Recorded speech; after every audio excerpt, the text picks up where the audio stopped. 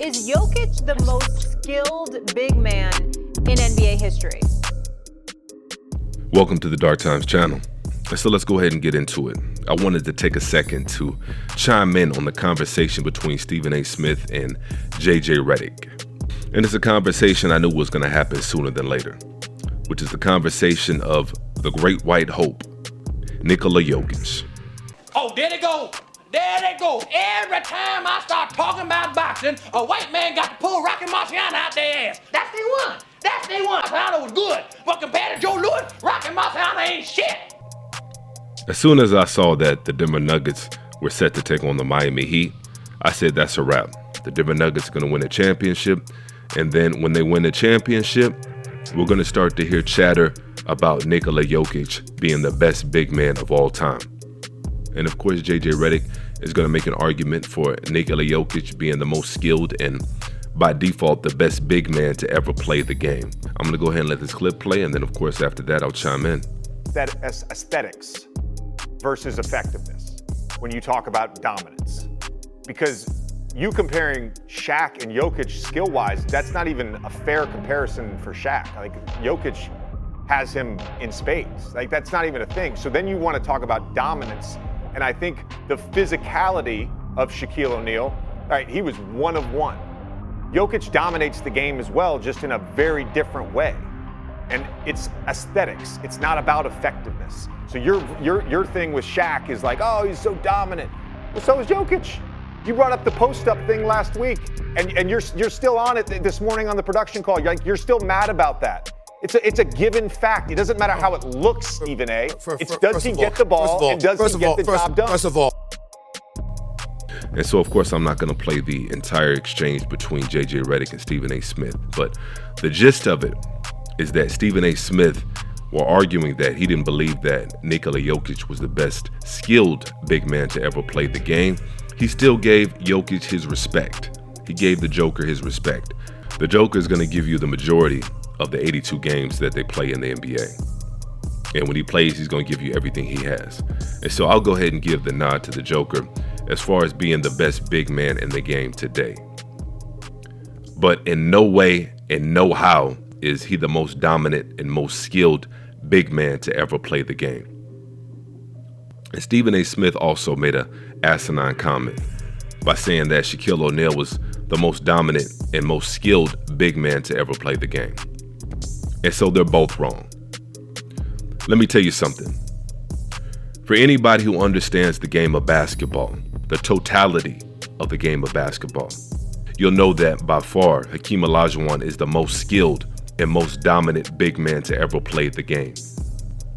And it's not even close. There's a reason why the legendary Michael Jordan has Hakeem Olajuwon in his top 5. Like I said, anybody who understands the game of basketball on a high level will understand what Hakeem Olajuwon brought to the table. And you can make an argument, and I'm not saying I feel this way, but the argument can be made that Hakeem Olajuwon is the best player to ever play the game. And I'm going to tell you why. Let me tell you something. If Hakeem Olajuwon would have played for an organization like the Los Angeles Lakers, the San Antonio Spurs, if he would have played for one of those franchises, Hakeem Olajuwon would have 8 rings.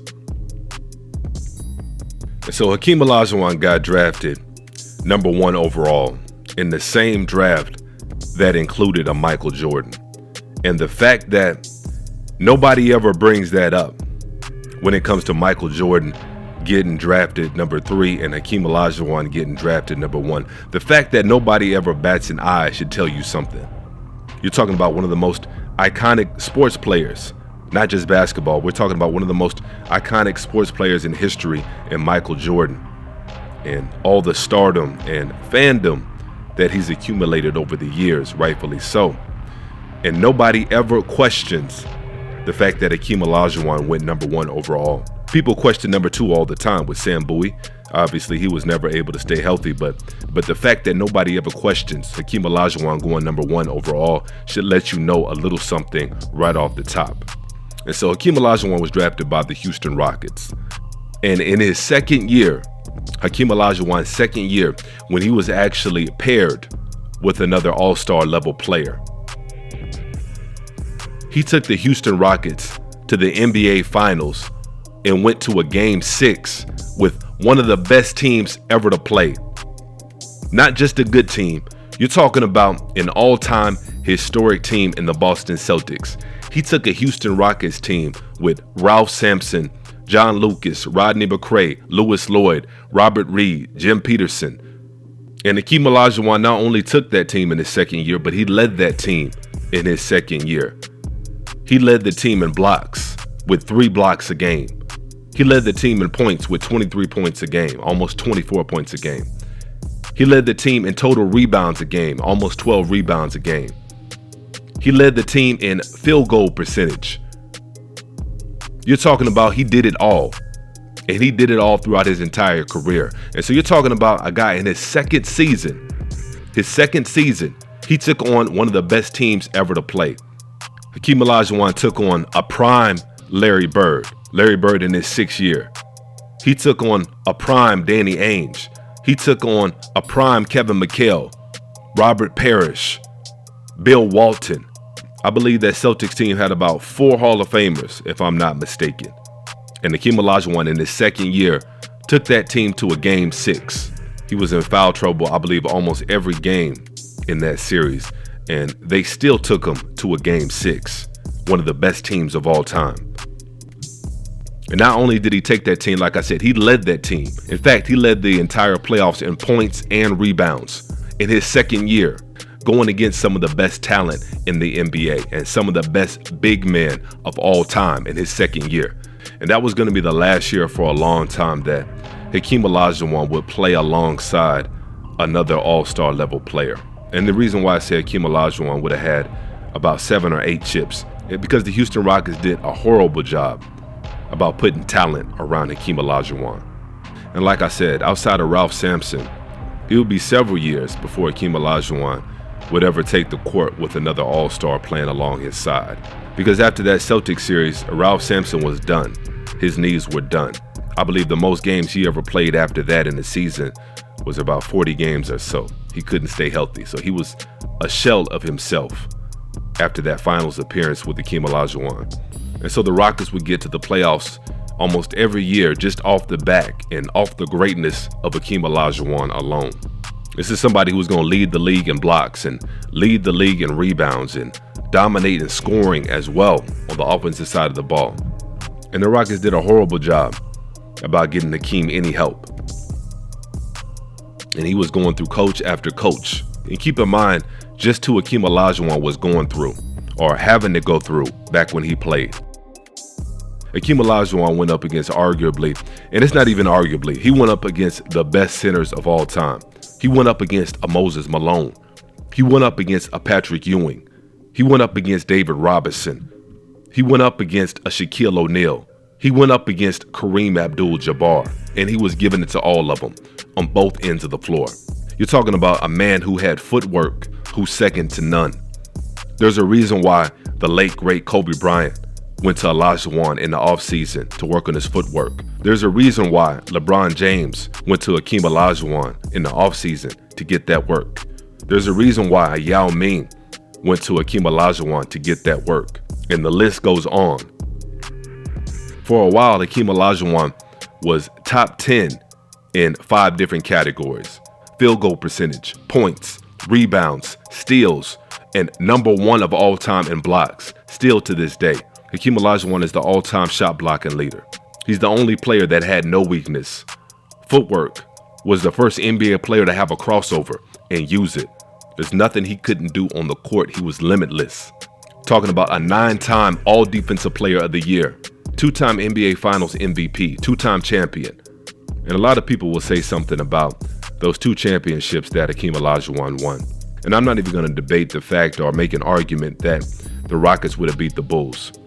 Coulda, woulda, who knows? Who knows what would have happened? Michael Jordan retired, and the rings were up for grab. And guess who grabbed them? Not 1, but 2. Michael Jordan's out of the league. He's off playing baseball. Let me go ahead and get these rings. Let me go ahead and snatch this ring from Karl Malone. Let me go ahead and snatch this ring from Charles Barkley. Let me go ahead and snatch this ring from a Scottie Pippen. Let me go ahead and snatch this ring from Patrick Ewing. Let me go ahead and snatch this ring from Shaquille O'Neal. Let me go ahead and snatch this ring from Shaquille O'Neal and Penny Hardaway and sweep him out the finals. Let me go ahead and snatch this ring from David Robinson and do his ass in the post while he robbed me of my MVP. Let me go ahead and snatch this ring from a Gary Payton. And so as good as Nikola Jokic is, and as much respect as I give him, and as talented as he is, he doesn't have not one first, second, or all defensive team, or third. He doesn't have not one. And there's no way in my book that you can be an all-time great center.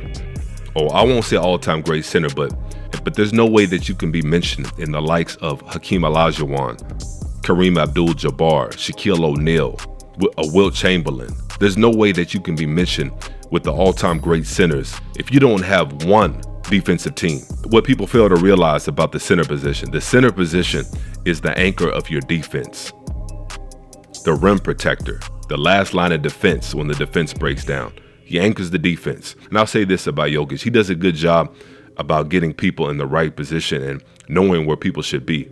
He does the best that he can with the body that God gave him. And so I'll give him that. He's a lot better on defense than I think he gets credit for. But he's not a dominant defensive player by any stretch of the imagination. And so there's no way you can be the most dominant center ever, but you only dominate one side of the ball. To be the most dominant center ever, you got to be at least dominant on both ends. At least.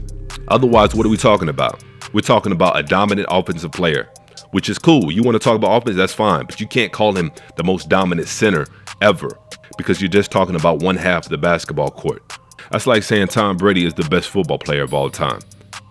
How are you going to be the best football player of all time when you only play one position? That's why it's crazy to me when that conversation comes up. And I'm not even going to get into the politics of it, but it's an asinine comment to make about any football player being the best of all time. All you can be is the best at your position, unless you play a sport like basketball, when you're required to do the same thing as everybody else on the court. Nobody can escape playing defense. Nobody can escape playing defense on a basketball court. Nobody can escape having to shoot a shot on a basketball court or a free throw.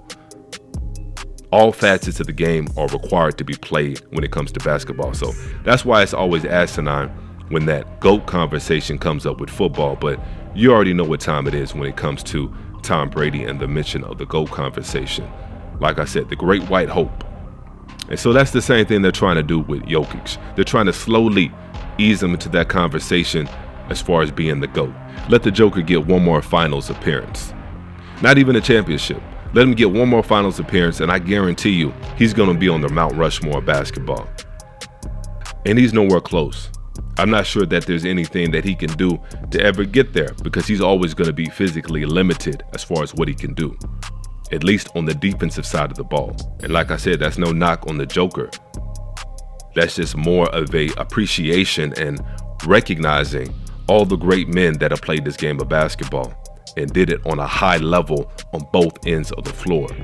And so that's something that a lot of people fail to mention when it comes to being dominant. If you're going to be dominant, you got to be dominant on both ends of the floor. Otherwise, what are we talking about? And so I think that's going to be a good space to go ahead and close out. And make sure if you enjoyed the video, make sure you hit the like button. And as usual, peace and chaos.